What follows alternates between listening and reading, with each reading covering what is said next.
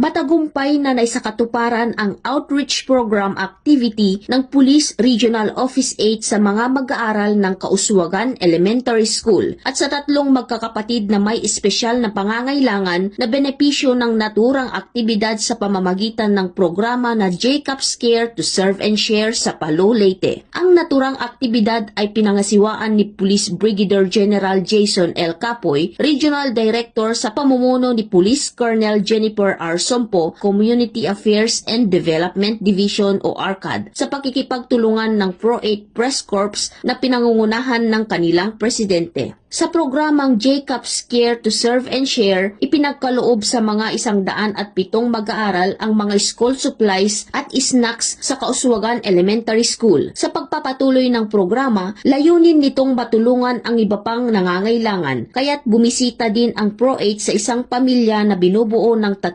magkakapatid na may mga kapansanan. Sila'y nabigyan ng groceries, toiletries at diapers para sa kanilang pang-araw-araw na pangangailangan. Patuloy na pagtitibayin ng Police Regional Office 8 ang pwersa ng kanilang kapulisan sa paglilingkod at paghatid ng taus-pusong tulong sa mga komunidad para sa serbisyong mabilis, tapat at nararamdaman. Mula dito sa Eastern Visayas, ako ang inyong PNN correspondent, Patrolwoman Palafox, alagad ng batas, tagataguyod ng Balitang Pulis.